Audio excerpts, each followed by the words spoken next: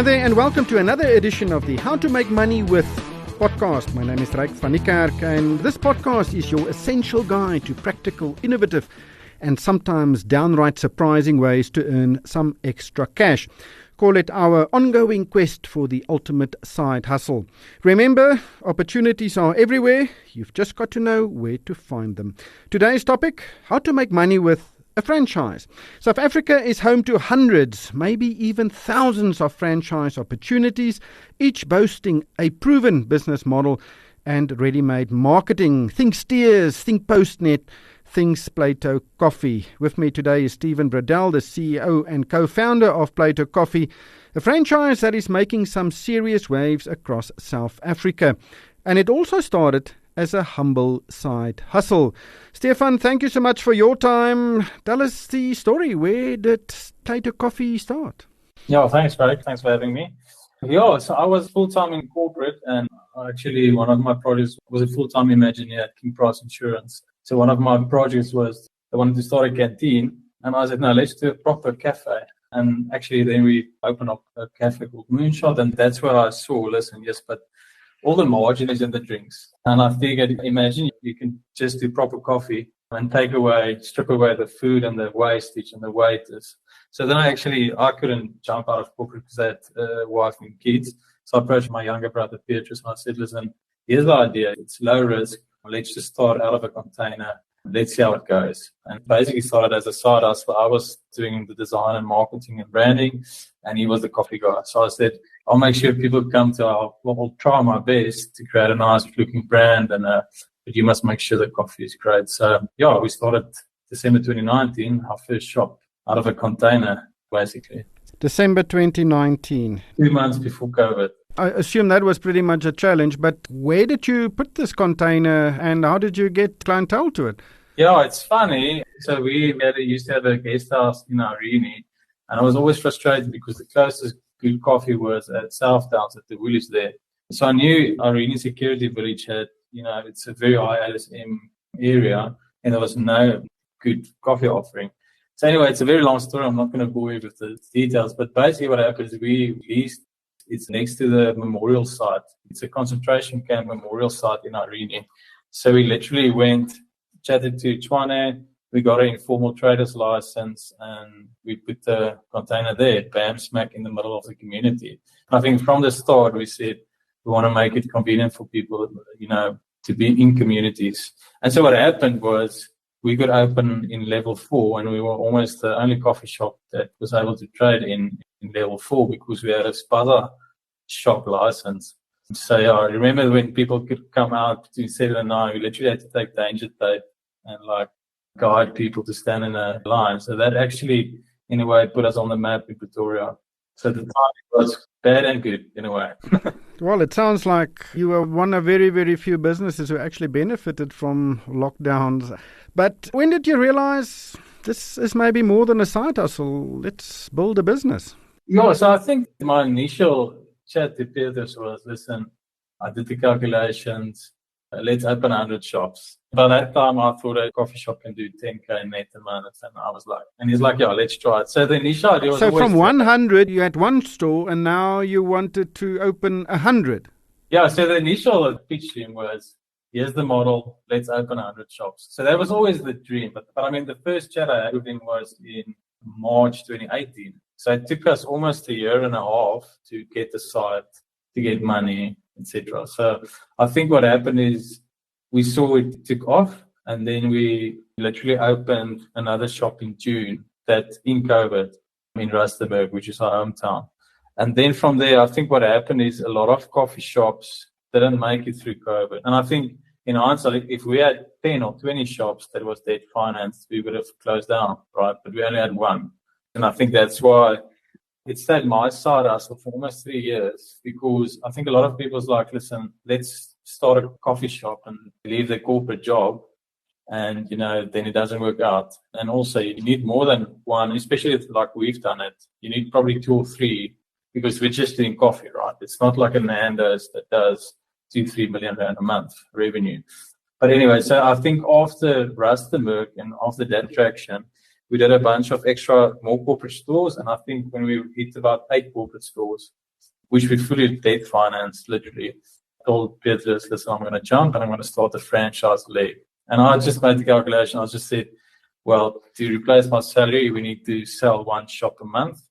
And that's luckily the first year we did 12 franchises. So, yeah. So the initial was like, in a way, to be a salesman to get franchises sold. But now, like, we get inbound leads, which helps. I think also the business model is pretty straightforward. You just offer coffee.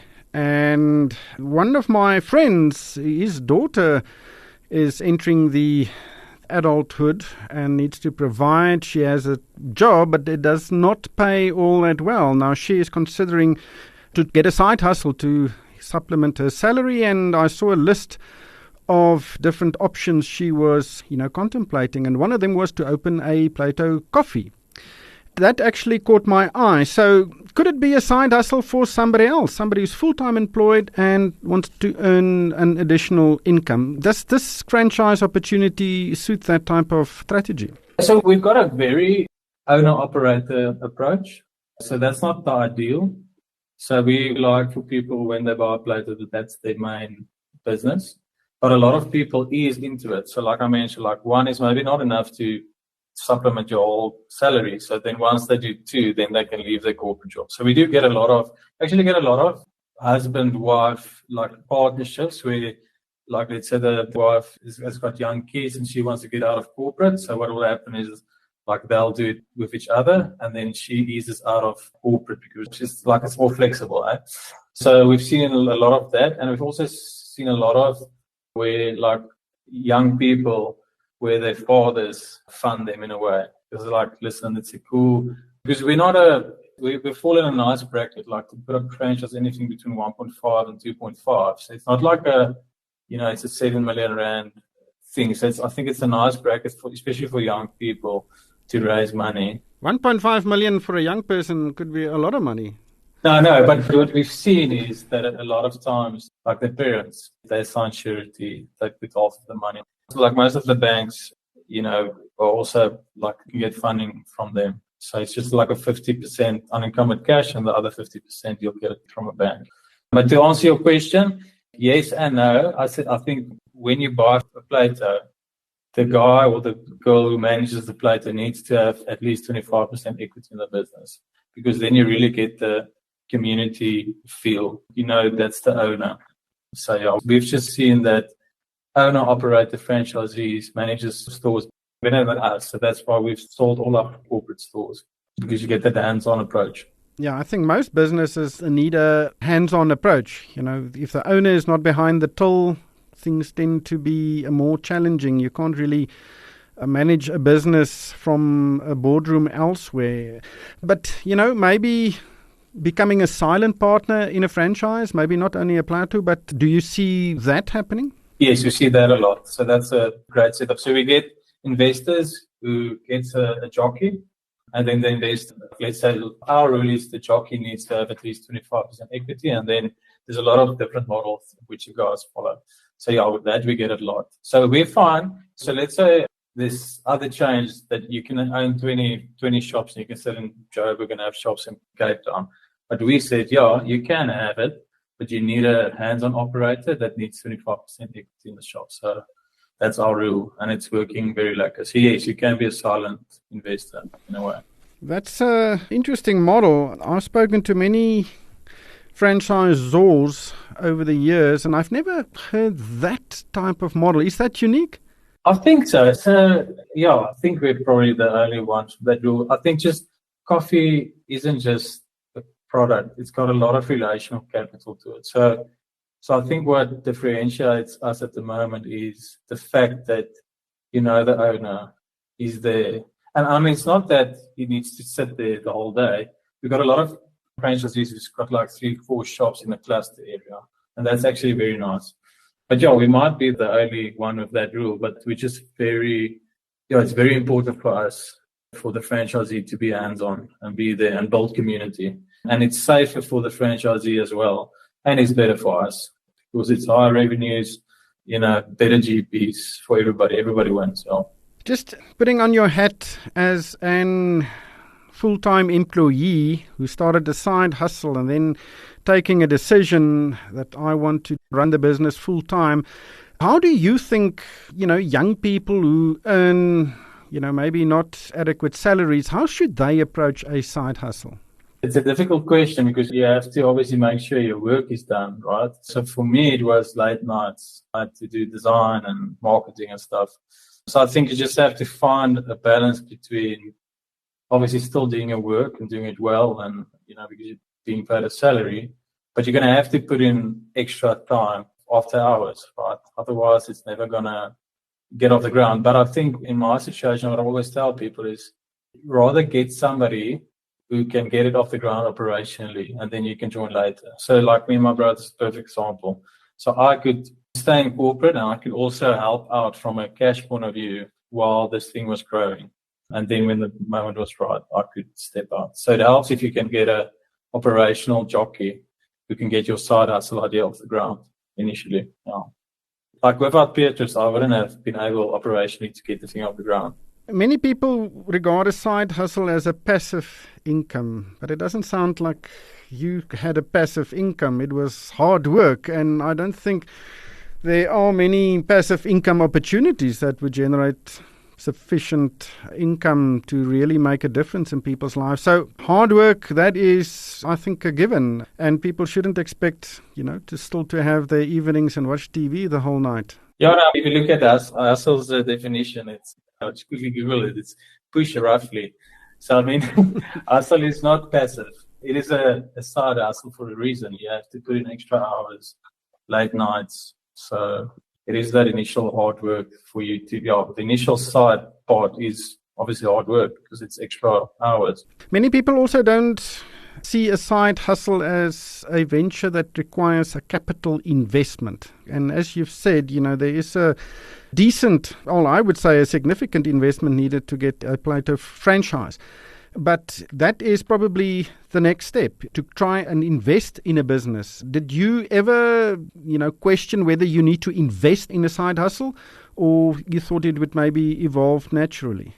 Yeah, I think my situation was, obviously you get a side hustle. Let's say you're a graphic designer, and obviously I also side hustled in a way, it's website designs, graphic designs, whatever. But I felt that if you don't put the work in, you're not going to get paid. So I wanted to create something that could grow in value.